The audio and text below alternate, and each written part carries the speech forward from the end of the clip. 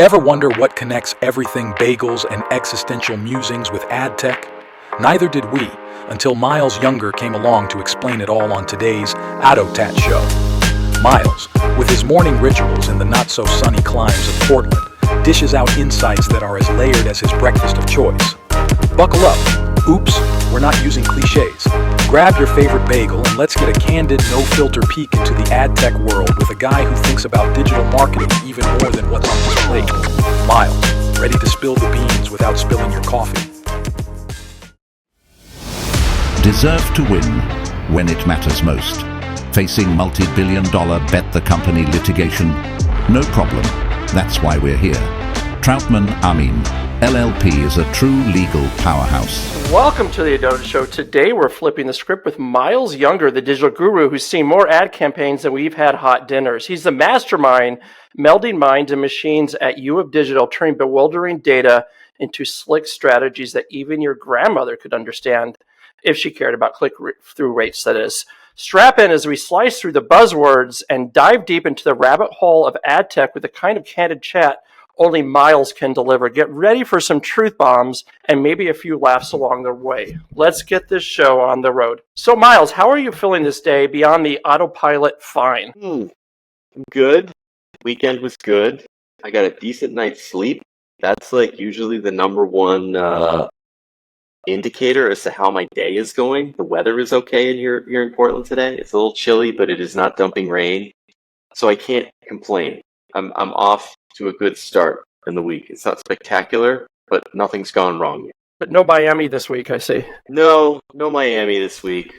Hopefully the weather will continue to improve over the course of the week in Portland, but we have not yet hit genuine spring. We're still kind of chilly here, but the weather will get nice soon, and then I really can't.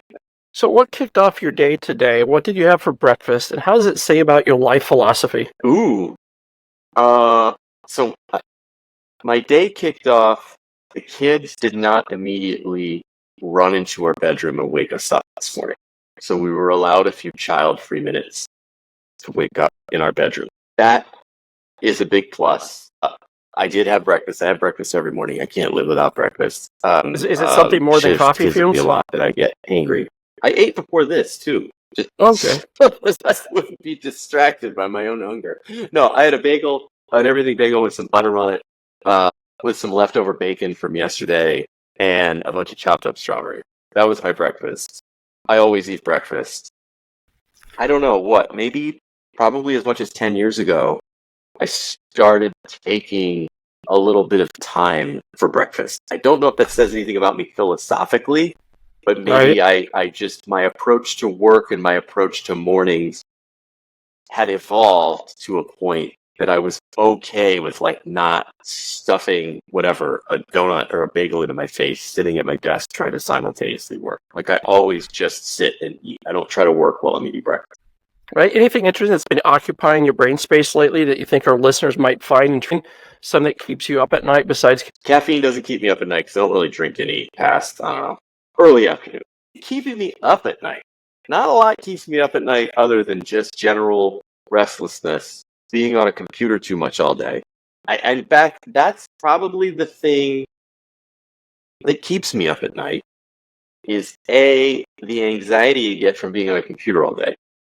Which is, it's a real thing. Certainly something I'm cognizant of, and trying to figure out alternatives to fill my time.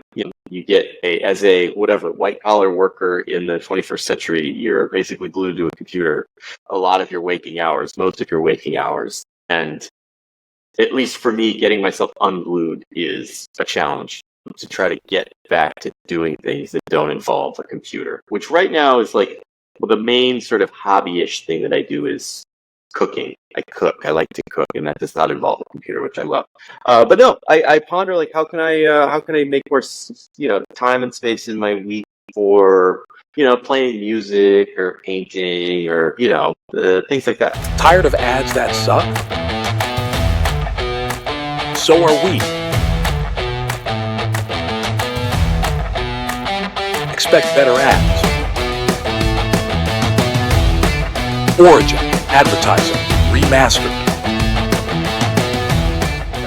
So, your career has been a wild ride through the ad world, from startup sprints to agency marathons, with your fingerprints in everything from ad tech to strategic blueprints. Can you spill the beans? How have these escapades crafted your innovation playbook at U of Digital? So, with respect to my own career, I don't know. It not that long ago, it sort of dawned on me. I'm like, oh, you've done a little bit of everything, haven't you, buddy? And I kind of realized, especially joining U of Digital, of which I'm exposed to a different variety of the industry and different slices of the industry than I was at MediaMon. And so that always gives you fresh perspective when you're meeting new people from new corners of the industry. And I'm like, there actually aren't a lot of people who have done a bunch of different stuff like I have. Like, I've worked client side, like B2B marketing teams. I ran my own tech companies. I've worked sort of tech side. I was at, agency consultancy. So I've done the agency consulting side thing. And like the sort of breadth of perspective that gives you, and the ability that it gives you to pick apart the motivations of various players, stakeholders in the industry as they go about whatever it is that they're doing.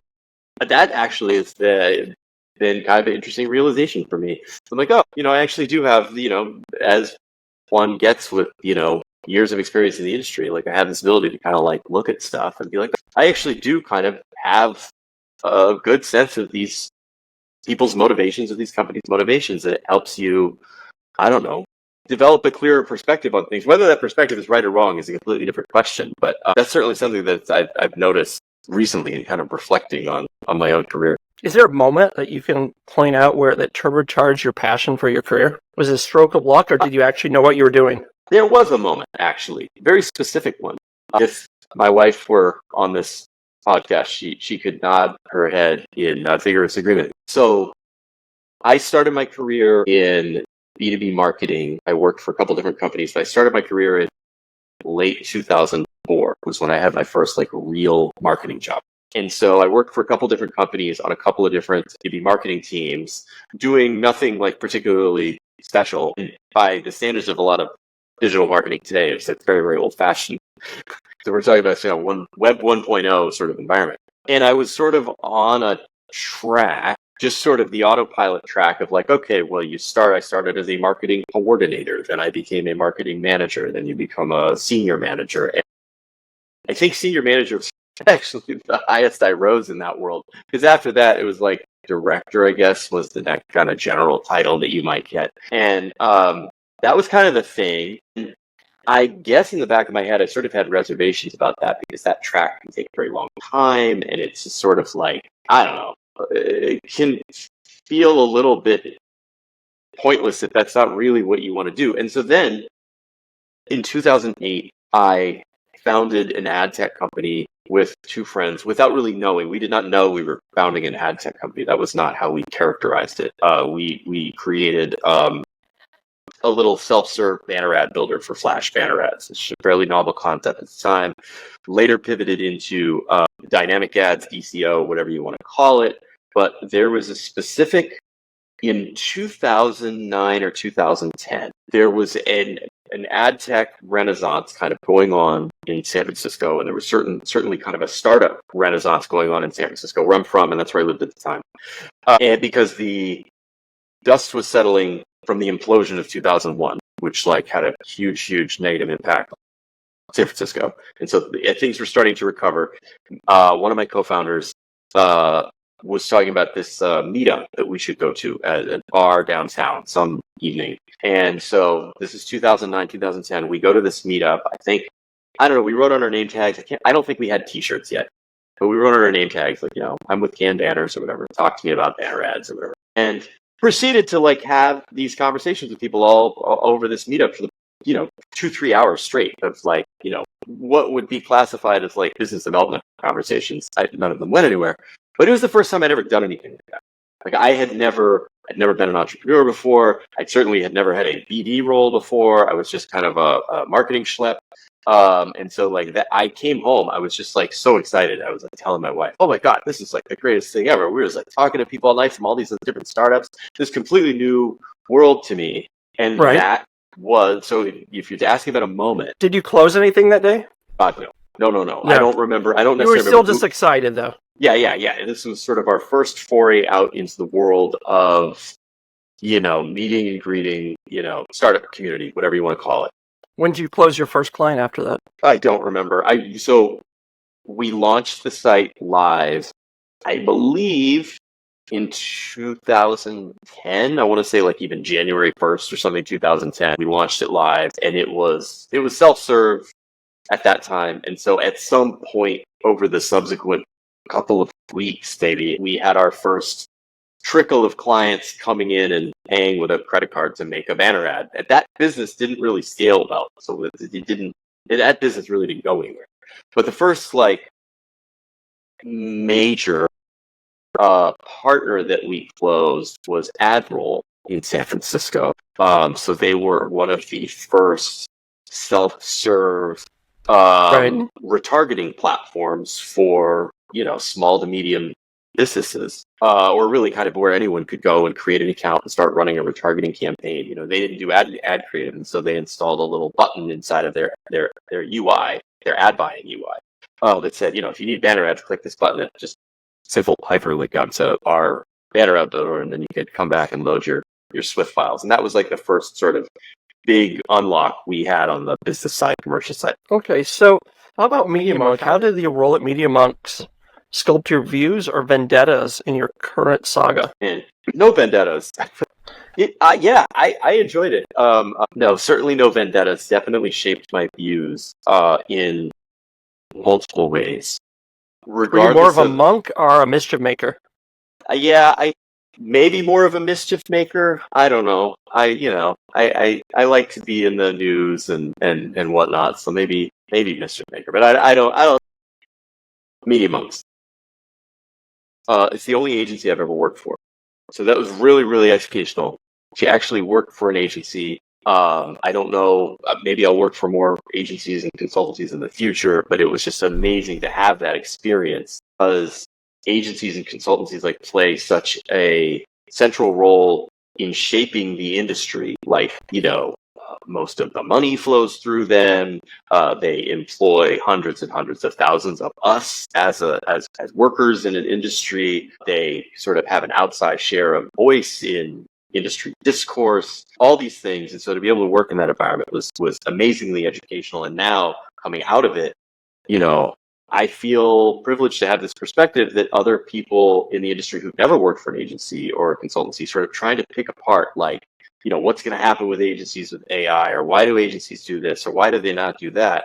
I get to sit back and be like, well, I have an informed opinion on that now that I would never have had if I hadn't worked in that environment. The other thing I'll say is it was really educational to work for a company and be able to observe Sir Martin Sorrell in market, talking about the company, kind of shaping, molding the company. So, anybody could absorb his public remarks, but only the people who worked there could simultaneously absorb what he was saying publicly and kind of observe what was happening internally. Not that those two things were in conflict or there was some sort of dissonance. It's just kind of like he's a very legendary person in the ad world. And so it's kind of like being able to work for Warren Buffett. You could be very low on the totem pole working for Warren Buffett and say, I'm very lucky to work for this guy because I get to observe what's happening with one of the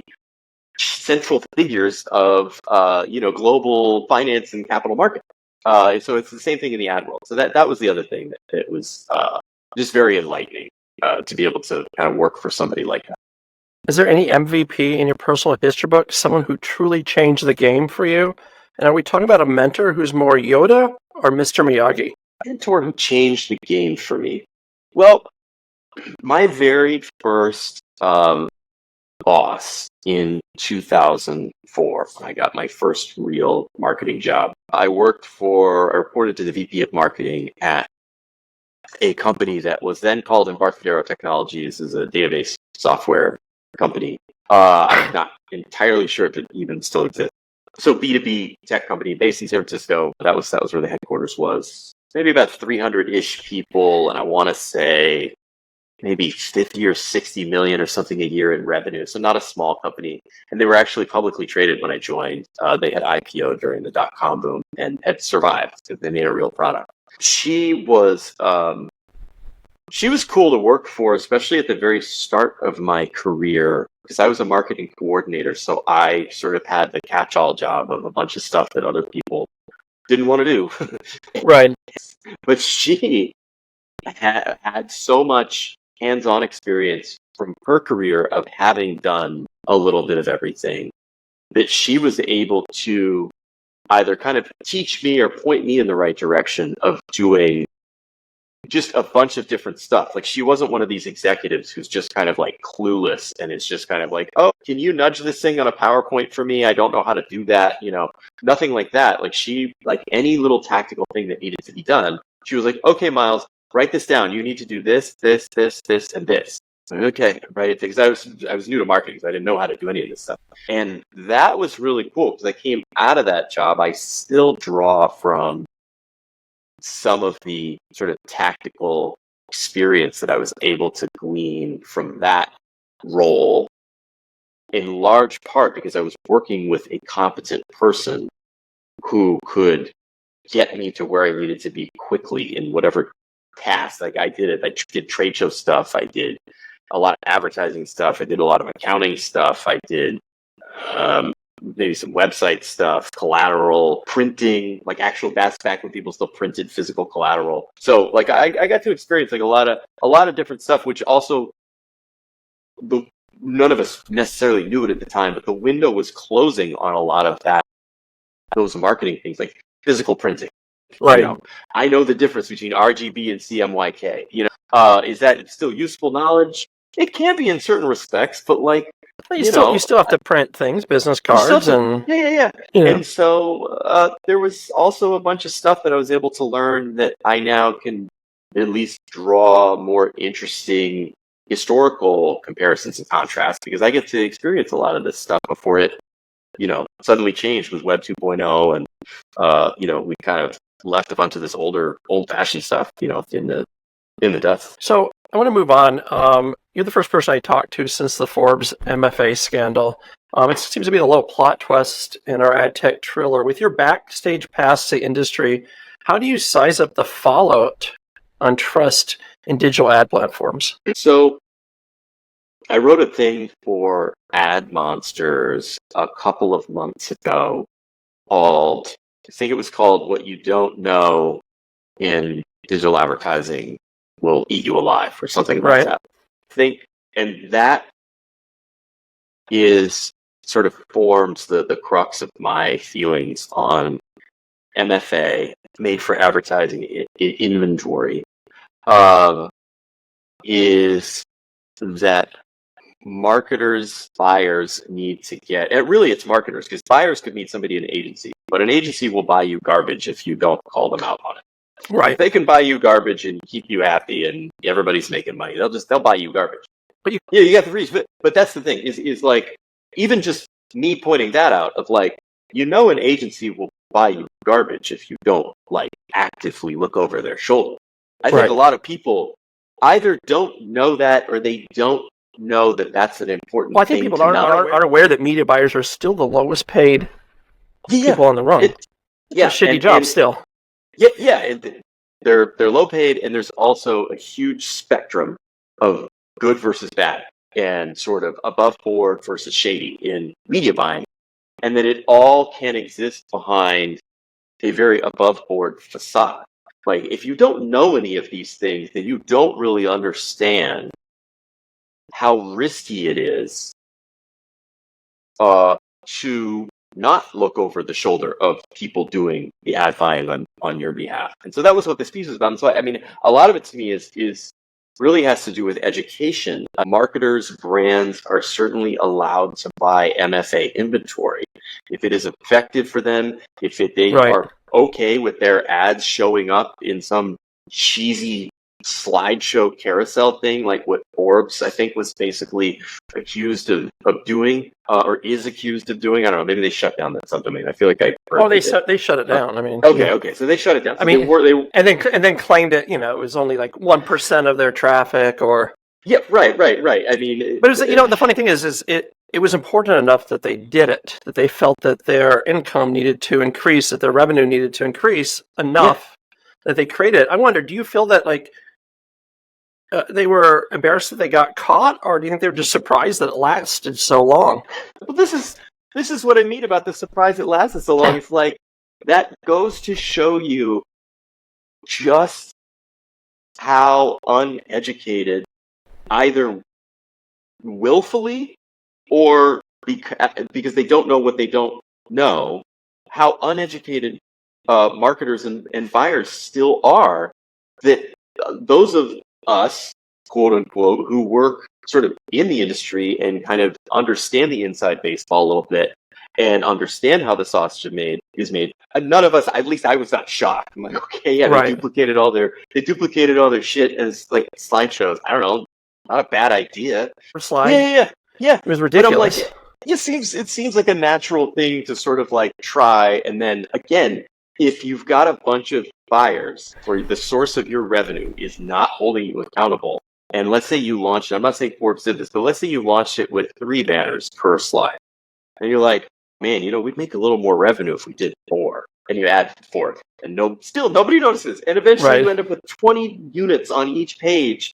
And you're just kind of, I'm not defending Forbes. Like, clearly they were doing something they shouldn't have been doing. Otherwise, they wouldn't have shut it down. Like, there would have been a scandal. But from their perspective, Yeah, they're still pretending like they did nothing wrong, but they shut it down. They had it prepared. They were prepared for when they get caught. They're going to be like, this was just experience. The other thing that caught me, and it just hit me, is that they're claiming it's 1% of the traffic, but it was still 20 banners per page. So it's 20 times the normal impression rate. So, and I think this is another fundamental truth that a lot of marketers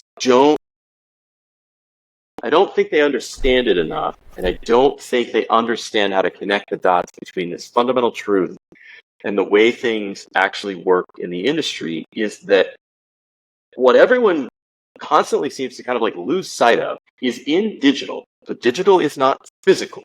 In physical media, there is a constraint to there's only so many ads you can pack into a newspaper. There are only so many ads you can pack into a magazine without like stapling little extra pages that stick out from the edges. That's essentially what like internet, the special editions, remember those? Yeah. I think they still have them. I don't get a physical paper, but I'm sure they still exist. You're not completely constrained in physical media. In fact, even physical media had aspects of this. But yeah, the Sunday paper used to be like that thick, and it was like 75% half. Like if you actually spent the 8 hours it would take to read the entire thing. But in digital media, there's that's literally just out the window. There are no constraints to how many ad units you can pack into page, or an ad unit can be refreshed this many times. It's like it is the ad supply. The supply of ad placements is infinite, theoretically. So like marketers have to impose some kind of limitations on that. They have to impose some kind of arbitrary limitations, because the natural tendency of digital media is to veer into exactly what Forbes was doing, is to just say, well, if nothing's pushing back on us, if no one has figured out our little game here, then we are just going to keep adding ad units to this page. There's nothing stopping us. Like, there is no constraint. There is literally no constraint. And that lack of constraint and that infinite nature of ad placements, and if you want to extend that over to sites and publishers, now that we have AI, you can generate an infinite number of publishers. You can generate an infinite number of fake users if you want to, if you're a bad actor. Like, everything exists in a state where it can be completely infinite. And I don't think the buy side thinks about that enough, and thinks about, oh, that's why I need to look over the shoulder of every dollar that's being spent, because it has this tendency that did not exist in physical or broadcast media. I mean, even in broadcast media, the FCC used to dole out the TV station. We had the government. So that would be as if the government like was handing out licenses to create a website. Like, there was these very, very real constraints upon media, and the whole advertising industry, both buy side and sell side, kind of like evolved around this assumption that there were some constraints, and then all of a sudden, 25 years ago, no more constraints. But the way that people bought media hasn't changed enough to the point where Forbes is still able to get away with this for years, and everybody's like, "How were they able to get away with this?" It's kind of mind-boggling, this scheme they have. So running. what's the key? You probably think the key to solving this is education, right? Yeah. Because U of Digital is churning out these marketing hotshots, but how are you making this digital wisdom accessible without turning it to a cash-only VIP lounge? So we are in business to make money. Okay. We're in business This to is generate... this is a money-making business, hopefully. Yeah, advertising. Yeah. So one of the things that we do is we work backwards from our clients' goals and strategies. So that is one of the things that much of the education in our business misses. And it's certainly something that is missing when you have very large-scale educational resources like, I don't know, a LinkedIn Learning or a Udemy or something. Right. That's essentially a blank page to say, well, before you go to LinkedIn Learning, you better assess your own strategy and figure out, well, what do I need to learn in order to execute against my own strategy? We do that for our clients. We say, well, what's your strategy? What are your goals? Is there a new product you need to launch? Is there a new marketing channel you need to understand? Is there some convergence in the industry that's going on? Is there a new technology, maybe a new consumer technology you need to understand in order to make this goal happen? And let's work backward from that and develop an educational plan around that, because that then allows us and our clients to eliminate a lot of noise, a lot of kind of like learning for the sake of learning, or learning as kind of a box checking exercise. Right. So what is there any like student confessional or confession that left you gobsmacked and thinking maybe you don't have all the answers? I can't think of one off the top of my head. It never ceases to impress me. Our audiences, our learners, our class cohorts, we do a lot of our teaching live classroom style workshops over, Zoom or Google Hangout, stuff like that. You'll always have people who come to the table with, I love it when our learners basically, they start interjecting, they start teaching the rest of the group, basically. Right. That, or are you being sarcastic? No, I do. It's been, it's happened to me. U of Digital, we don't typically serve as subject matter experts on our own workshops. We pull people in from our expert network. Right. But I have served as subject matter expert on a couple different things, here and there.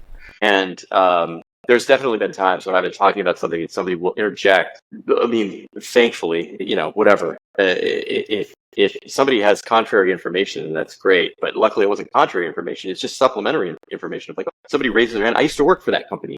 I understand sort of the strategy that they're, deploying in marketing and what, this and that. And I love that kind of stuff.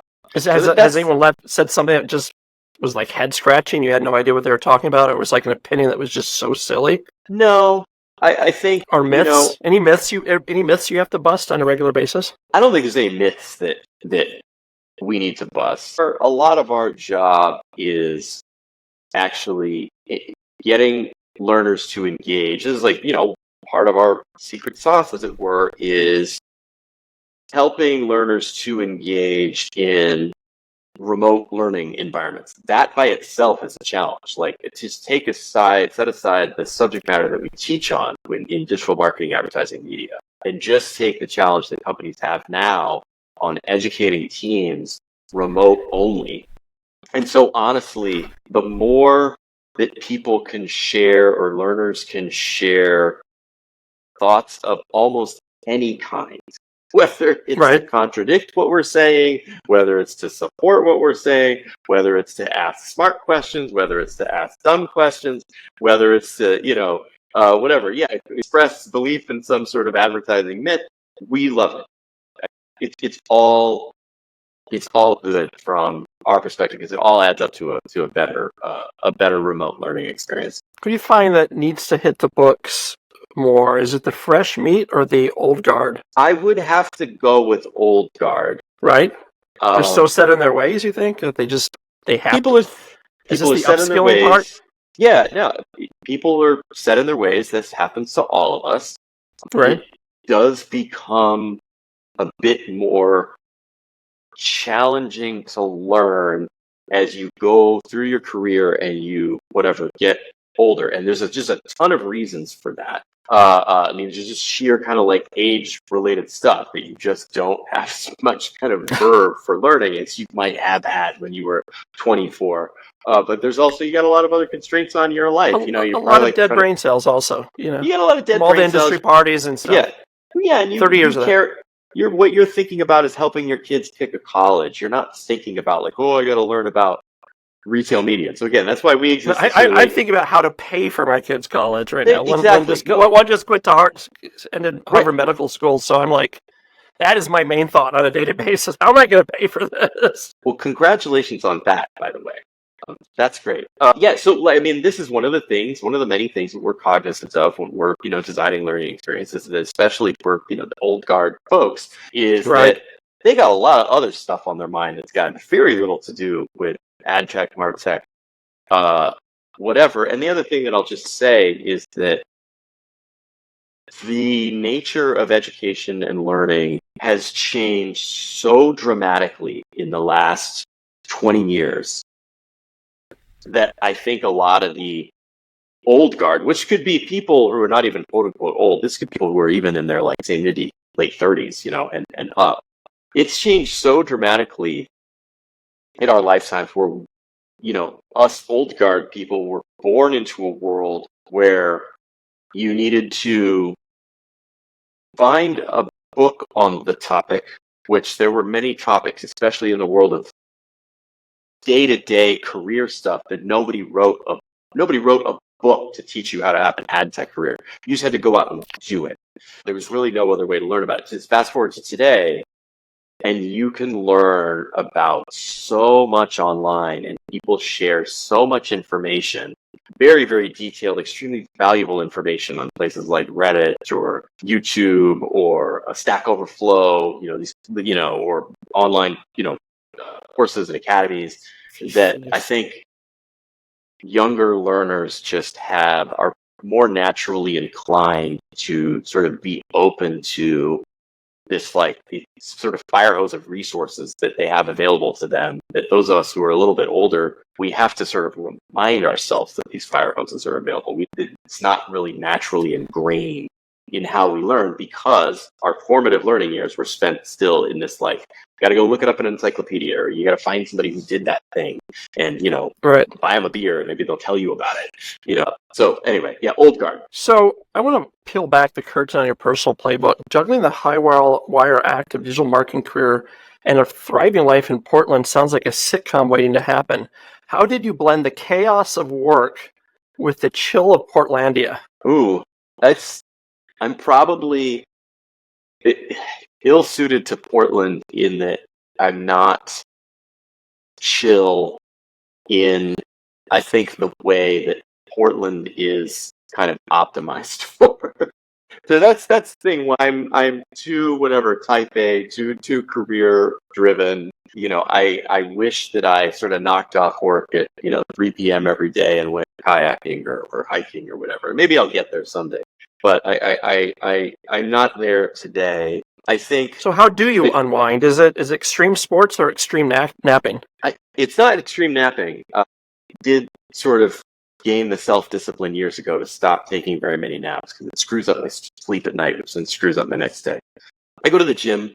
We belong to a pretty nice like health club sort of out in the suburbs, and that's my thing. I wake up. They have childcare like built into the fitness center place, and it's free. We get like 2 hours a day of childcare, and I have 3 kids, and so I'll wake up on the weekends, and my 2 little ones who are almost 4 will wake up, and I get them breakfast, I get them dressed. We're out the door at 7:30 a.m. and we're at the gym daycare at 8 a.m. when they open, and so it's like everybody can get up and out of the house. I get a workout, I get a little kid free time.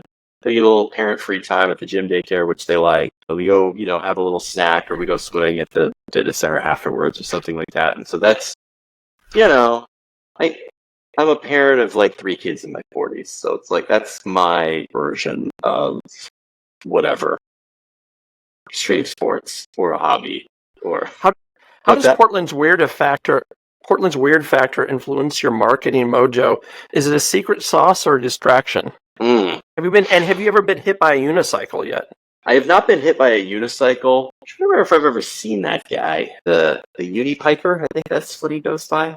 You know, I'm just trying to think. So I am trying to. Well, not trying to. I am. I'm doing it. Throw some local happy hours, ad tech, martech kind of ads plus tech happy hours in Portland that have been a great success. We've done 2 of them so far, and like 20 or 30 people show up, and it's cool. And you know, you meet some interesting people. I'm not sure that like these people are sort of weird in a way that would be unique to Portland, but it's actually kind of an interesting dynamic here in that.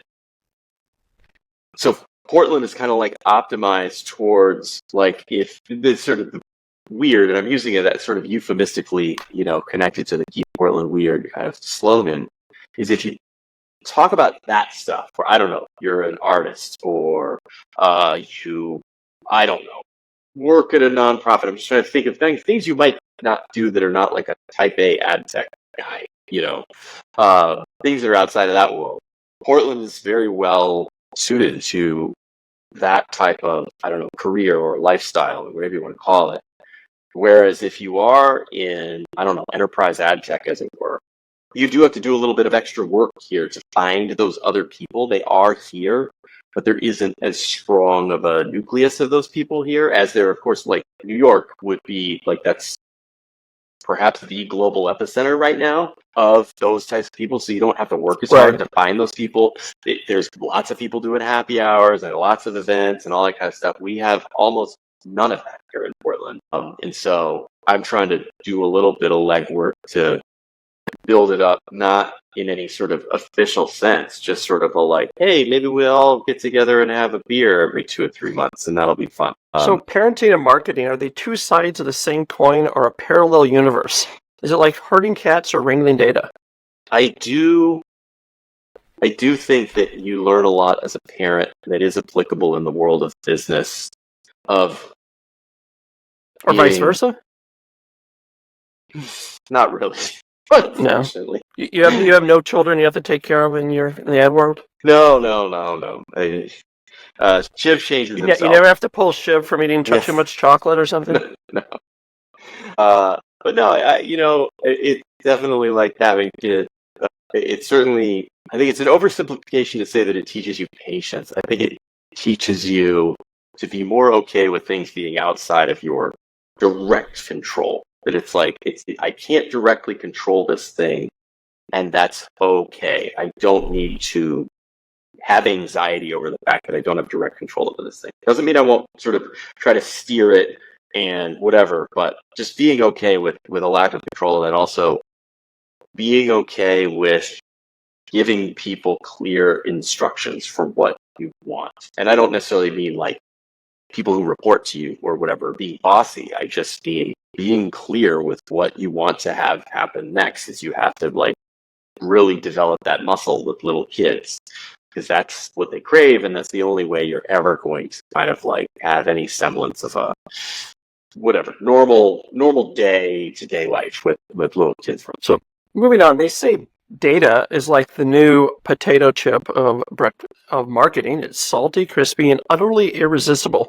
With this shift to the ad tech to the cloud, are we seeing the dawn of a new leaner cuisine, or is it the same old sandwich in a fancy new deli? So if we're thinking about data as potato chips, to be honest, you could bucket cloud platform services in with that, and also just SaaS, software as a service, MarTech, some ad tech, right?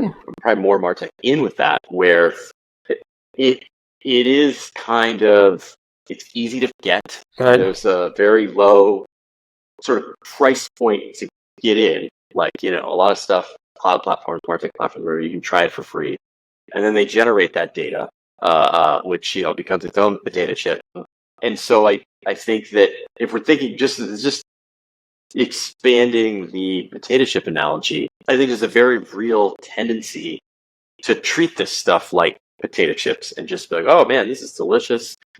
Have a swig of Coke and then I can eat some more You can potato never chips. have enough potato chips. You can never have enough potato chips. Unfortunately, you can have too many potato chips. Like you can have too big of a MarTech stack. You can collect too much data. Where do you draw that line? It's going to change from organization to organization. But just to respond to your initial question, I would expand the scope of that. It's not just the data; it's also the technologies that collect or activate the data. Those are the other things that are very, very easy now to consume for marketing teams, like potato chips. You've said before that the age of siloed ad tech firms is over, and it's all about integration now. Are we talking a hearty stew of interconnected tech? Or are we just tossing everything into the pot and hoping it tastes good? So I think you can't toss everything into the pot. It won't taste good. It's just like you can't mix all the paints together. You just get brown. That's always a learning experience as a kid. Like it was nothing. I feel like maybe the world of ad tech and martech maybe have gone through their own learning experience like that. It took a while because it took a while for these technologies to all be created and come to market. So it took a while to add all the colors to the palette, the starting colors, and every time a color would come out, we'd mix it into the paint that we already had. And 20 years later, we're like, it's just brown.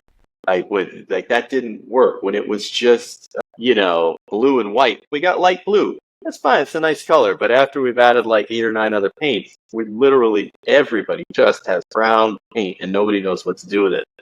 And I think one of the things that seems to be changing is that roughly 5-ish years ago, and it really, I think that the paint mixing analogy does hold.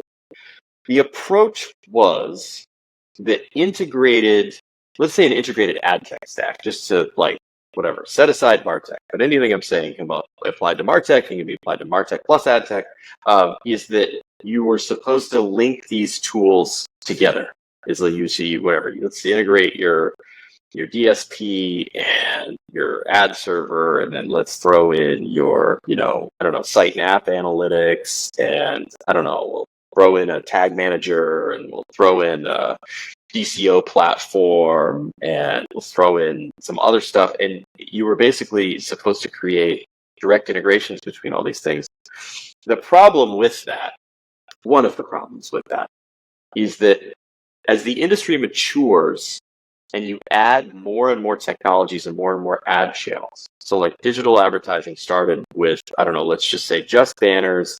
And then after a little while, we added search. And then after a little while, actually email too. I shouldn't set aside email. Right. Then after search, we added, social eventually. And, now we've got like a bunch of additional stuff. Is as you connect all these technologies together, you end up with a complete spaghetti of integrations. We've all seen those diagrams of people like, oh, here's the ad tech or MarTech stack diagram. And when I look at it, I'm like, this thing looks like a nightmare to build and maintain. It's not that you haven't done it, whoever it is you are showing me the slide. It's just like that looks like a very inefficient way to run a set of technologies. And I think I've been quite vocal about this for a couple of years now, is that I think cloud platforms, in particular data warehouse services within those cloud platforms, are an interesting opportunity to at least pick one hub technology to start linking everything into, rather than linking everything directly. Because if I have 10 technologies and I have one hub, then I have to build 10 two-directional integrations.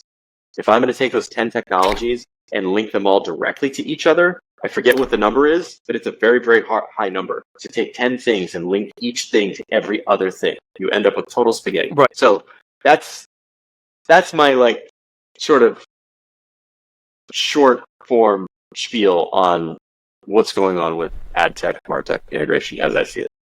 Are we looking to mass migration to the cloud, or will there be some holdout? I would say mass migration if I had to pick between those two things, because I see cloud platforms, for throwing out examples, it's sort of the AWS, Google Cloud Platform, Azures of the world, becoming sort of just technological standards. So not to the point of being protocols, but they're sort of like, I'm sure there's a word for it, but they're sort of like the infrastructure equivalent of protocols, where it's kind of like you take in the world of CMSs, content management system, WordPress. Love it or hate it, it's not like you have to build a site on WordPress, but wow, if you build a site on WordPress, you're going to have no trouble hiring somebody to work on the site. You're going to know there's tons of plugins. Like you're just sort of entering into a world that is already quite mature and has all of this whole tool bench stuff that you can use. Whereas if you pick something more obscure or sort of something that just sits off by itself, it's not that it's impossible to operate in that sort of environment, but you're kind of creating some new challenges for yourself that you're going to have to address. I see cloud platforms sort of similar thing is that they become this nexus point through which, it's mostly data and instructions can travel that can become kind of a common backbone that a lot of the industry can standardize upon and have ways of working together that sort of pass through a public cloud. And what that means is if you have a piece of technology that wants to sit apart from that and not integrate into that, maybe you'll have a path forward in, some way, but you're really leaving yourself out. It's like building a supermarket with no road connected to it.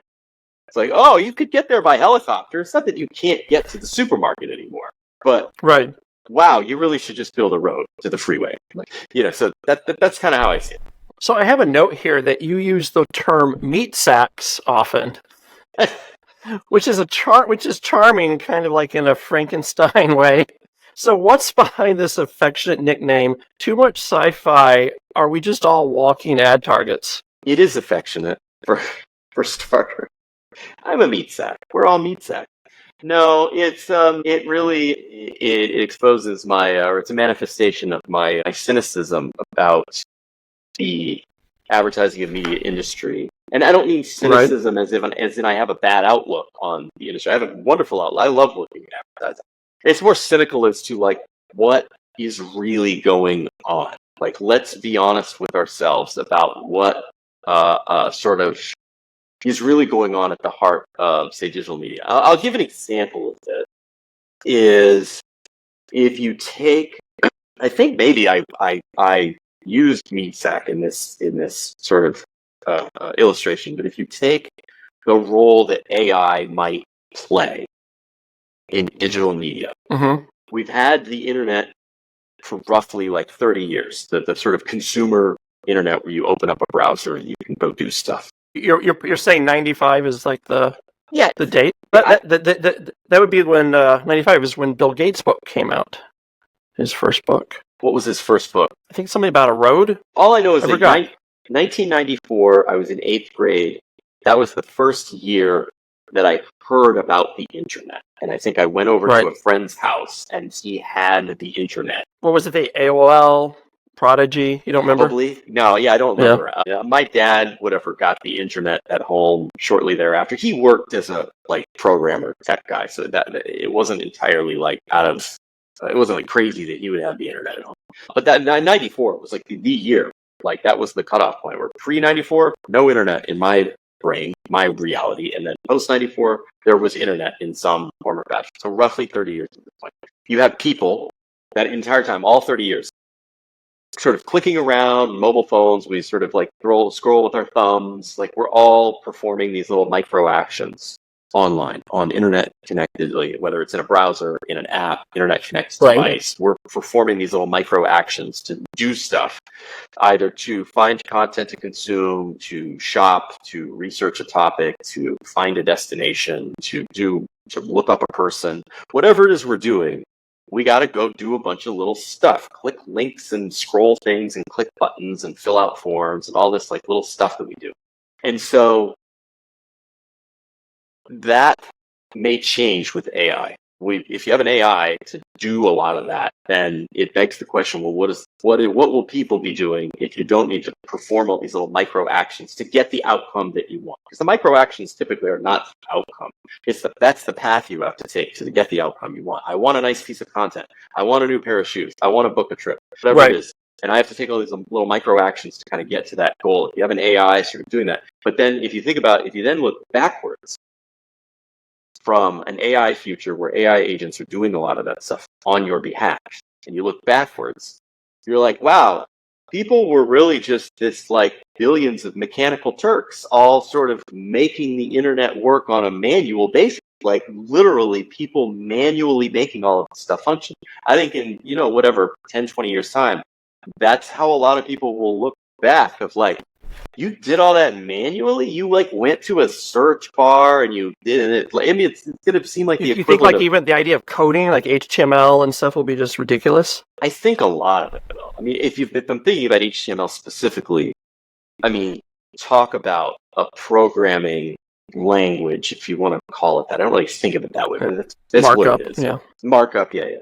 Talk about something that is still so critically necessary for the functioning of at least the browser-based web, but at the same time so utterly undifferentiated as like knowing HTML is like knowing how to like walk. It's just not differentiated at all, and so that feels very right to be like relegated to the dustbin of history of why on earth are we still fiddling around with HTML and CSS. So anyway, that's a little aside on sort of the Meatsacks thing. Is that I think there's a lot of things you can kind of look at in the digital media ecosystem where if you're sort of thinking about it abstractly enough, we all are just sort of these. I think mechanical Turk is another, or perhaps less graphic, I don't know, term.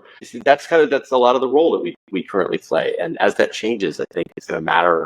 It's going to matter a lot as to how advertising evolves. In the race to harness consumer data, are we risking a data spill that could become the ad tech version of an oil spill with long-lasting reputational and environmental damage? I'd say generally yes. I think it's purely speculative of me, and obviously they have their own cynical reasons to throw up barriers around the consumer data that they possess. The walled gardens, the Googles, the Amazons, the Metas, the Microsofts, they must recognize, take Google, if a bad actor were to somehow penetrate Google's defenses and gain access to everybody's Google account, right, with a plan in place, like not just gain access and kind of wreak havoc, but with some specific plan in place, the magnitude of bad stuff that they could accomplish and that could happen as a consequence of that is, I would say, literally unimaginable. It actually would be hard to imagine a worst case scenario. And then when you have, for instance, AIs now, AI agents that will only get more sophisticated, they're the least sophisticated they'll ever be right now. They're only going to get more sophisticated from here. You think about it, well, it doesn't even need to be a person anymore. Somebody could just build an AI agent to sort of do it on their behalf. I think the fact that humanity is now very, very online, it does kind of pose a big risk. I think I wrote about this years ago. I think I wrote a thing on LinkedIn about the year 2018. So I probably wrote it in late 2018, maybe early 2019. I think I called it 2018, like the year shit got real for ad tech. Because there was a bunch of stuff that happened. Like GDPR came online in 2018. I think Cambridge Analytica was 2018. There was some stuff in Congress. Members of Congress started asking some questions. I think maybe even the DOJ started doing some stuff in 2018 that I was basically, I think it was in this piece that I made the point. I'm like, well, why is this all coming to a head now versus 5 years previous or 5 years later? Like, why now? Why is this such a big deal right now? And the best that I could come up with is that when the internet started, first of all, nobody was online. Before the internet started, 0 people were online. So it started from a base of 0. So you have to grow this thing in terms of just the number of people, human beings that are using it at all or connected to it. Then you have to develop what comes about as reasons for people to start pushing data into it. So the very first versions of the internet, very few of us were putting any information in. You might go to a website and read it and get information out of it, but very few of us were putting any information in. But then you fast forward to a future, 2018, I think was when I wrote this thing, where you've got like a vast majority of the adult population of the Earth has put tremendous amounts of data into the internet of a very personal and sensitive nature, financially sensitive, personally, whatever sensitive. And that kind of was one of the big tipping points is that it took us a while to get there, for humanity to get to that point where we had collectively put enough data into these things that it became consequential. Right.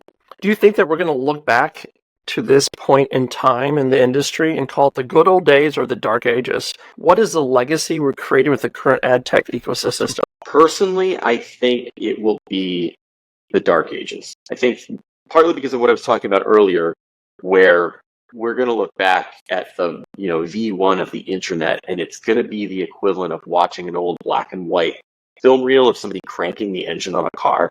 Right. You had to crank it to start it. It seems ridiculous. Seems ridiculously anachronistic by today's standards. So I think that aspect of it.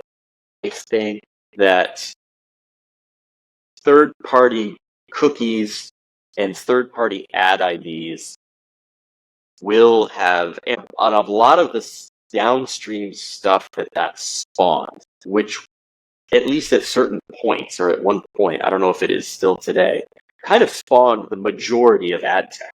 The majority of the value that ad tech was able to generate was off of just this ability to observe and transport data across contexts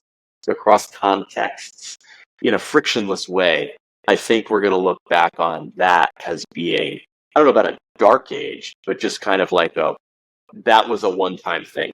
It was kind of a deviation that, made a lot of money and spawned a lot of innovation for a while, but then eventually, whatever, the game of musical chairs stopped, and, the industry kind of went back to a more, sustainable model. Because one of the ways that I look at like third-party browser cookies, for instance, is like, if they didn't exist today, and it's a ridiculous hypothetical because you could destroy it in a million different ways, but if someone were to propose them today, say, hey guys, I got a new idea for a browser standard, and all the browsers are let's all adopt it. Firefox, Edge, Chrome, all of Brave. Let's all adopt this new thing.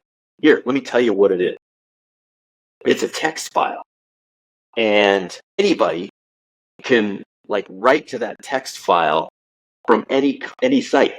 It's like, wait, so you're telling me that you're making a feature that would allow anyone to document and track every site that a person looks at? Yeah, that's the feature I'm proposing. The person would be laughed out of the room. It's a preposterous feature by today's standards, and it's only going to seem more preposterous the further into the future that we go, and the further into sort of the rearview mirror third-party IDs is that people are going to look back and be like, that was absurd. That was absolutely absurd that, we sort of allowed that to be a thing. And, because everyone views it with such absurdity, nothing else like that is coming back. And so if you want to call that dark ages sort of perspective, then it's dark ages. But I think, there's a lot of this stuff that is just going to go in the rearview mirror. It's never going to come back. So what's a recent revelation you've had about yourself? Any new layers or quirks? Revelation I've had about myself. I have twins. We have an older daughter who's 10, and I had twins who are about to turn 4. So they were born during, the pandemic. And the pandemic threw everybody off track. So it's like parents weren't unique in that, but anybody who had pandemic babies knows what I'm talking about. It was a huge, because also I was able to raise a baby in non-pandemic times. I had something to compare it to, and it was nuts. It's horrible. And it's still kind of like, how to put it? The fact that has been sort of lifted away is still dawning on me. It has not fully kind of I haven't mentally gotten back to sort of whatever pre-pandemic mode. Yeah, I'm not sure it's possible. I don't think it's possible for anybody. Yeah, maybe it's not possible, but it's like my wife and I, for instance, are. It's also has to do with my twins also getting older and kind of just generally stabilizing. They're not babies anymore. So that that's with any parent. Like as your kid kind of matures out of babyhood, all kinds of new possibilities start opening up. Yeah, we're just sort of we could travel to this place. Just something. There's nothing. We just have sort of forgotten that there's not a lot stopping us. It's not that we can pick up and go travel anywhere in the world we want, anytime we want. That's very far from the case. But like that it's possible. We just had trained ourselves both because we had pandemic babies, twin pandemic babies, and just the pandemic in general. We had just completely shut ourselves off from all of that stuff, and we're just kind of focused on the day to day. That's just something that it's still sort of like I'm trying to leave my mind more open to kind of like possibility because I'm trying to forget all those constraints. So what would you say your spirit animal would be? Would it be a noble lion, wise owl, or something more unexpected like a resilient cockroach? I try the wise owl. Yeah. The owl is fairly like apropos, fairly apt for me, sitting up in a branch, doing a lot of observing. Right. Whatever. I swoop in and I get a mouse when there's an opportunity. But yeah. I have to say, what was the name of the lollipop? How many licks does it get to the... That was the Tootsie Pop, I think? The Tootsie Pop, right. And the owl asked that question. Sorry, that for some reason popped into my mind. I haven't thought of those commercials in so long. Now I'm going to look it up on YouTube after we're done. I'm going to look up one of the old, Tootsie Pop. My kids, because it was Easter, they got they got their Easter candies, and they've been working their way through. And what are Tootsie Rolls made of? I mean, they do look like little... I don't know, but I want little squirrel poops. I want to say that... Or chipmunk poop. What was it? What was that? Alvin and the Chipmunks? They do look like a little chipmunk. They give him a Tootsie Roll, and he thinks it's poop, or vice versa, I think. Disgusting. The only thing I can offer on what may or may not go into a Tootsie Roll is that I believe if you mix chocolate ice cream and Coca-Cola, so you make a Coke float, chocolate ice cream, you might get that. You get kind of hints of a Tootsie Roll flavor, which I'm just like, maybe they use like cola nuts or something. That's partly what gives it its distinctive flavor. I have yet to sort of research that at all. There's my only observation about what might or might not go into it. So what's a popular idea you think most people get wrong, and why do you beg to differ? All right. On the subject of marketing and advertising. Well, it doesn't have to be. It could be, Well, I'll share one on marketing and advertising, and then maybe I could share another. The one on marketing and advertising is that marketers sit around developing marketing concepts as sort of the pivotal part of their job role. And having been a marketer, a lot of it is actually vendor management, getting invoices paid, and crying, lots of crying, and crying. And so that's just a fundamental misunderstanding that it's just a lot of the quote unquote discourse in the industry when people are sort of like expressing some opinion and they weave marketers in. They always seem to have this implicit assumption that the marketers are sitting around like a la Mad Men, developing incredible concepts and then executing on those concepts. Right. I'm like, at least in my experience, it could not be further from the truth. The job role is actually, and this is not to denigrate marketers. I love marketing, but like the job role has so many more mundane things baked into it that I also think that's another reason that a lot of the industry, when marketing doesn't behave the way people want it to, they think that it's the marketer's fault, and like, oh, why didn't the campaign do this? Or why didn't you do this idea? And from the marketer's perspective, they're like, yeah, but like, you don't understand. I have all of these other mundane tasks I need to cover off in my role. This is not 100% of my role. This is actually like 5% of my role. And you're blowing it out of proportion, kind of throwing me under the bus. But meanwhile, like, I got all the vendors paid. I generated the reports. I spell checked everything. Like, there's a lot of other stuff that went smoothly that you, outside person who's never been on a marketing team, just has no conception of being part of the job role. We all do that with various job roles. We look at the job role and we only see kind of like the tip of the iceberg, maybe the most sort of glamorous or interesting part of it, and we don't see all the BS that whatever that person is has to deal with. The misconception, my favorite misconception just is generally in life is that they're, for whatever dimension you're trying to examine the world or history, there was no golden age. Like the history, like you pick some like, bygone era that was sort of better than today. It's never true. That's not a useful way to evaluate the present day world. It's not a useful way to evaluate the historical world. It's definitely not a useful way to make decisions about the future. And there's a very good book that I recommend everybody read. It's a really good book called The Good Old Days, They Were Terrible. It's centered on the United States and kind of like covers sort of people's day-to-day lives in, I want to say maybe from the mid 1800s through maybe around the turn of the century, just talking about how shitty everything was. Literally, it was like sort of like, it's one of the things like, hey, guess what? If you lived in New York, there was piles of horse shit everywhere. Because and certain areas there still is. If you go to Central Park, because cars came along, there was this little horse shit everywhere. Horses still have the right of way in New York City. Yeah. Anyway, so it's a great book, and that's just kind of one of my guiding philosophies in life.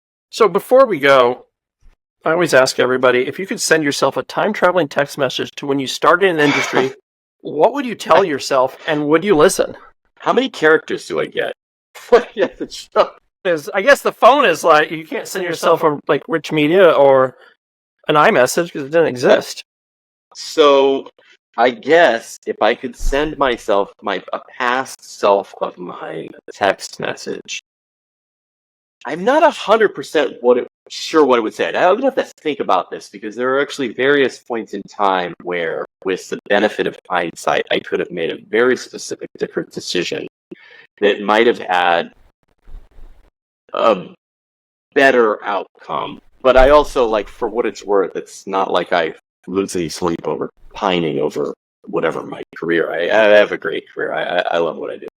But no, there was several things I would have done differently with the startup that I built, Can Banners. Started out as that Flash banner ad builder, pivoted into DCO.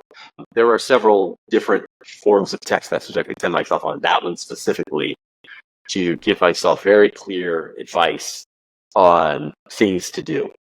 So that's what I would do. It would be, and I think almost every founder, of course, would say this. Like, yes, of course, if I had 2020 hindsight or ability to like send myself advice in the past, there's a million things my startup could have done differently and better. But that would be my thing.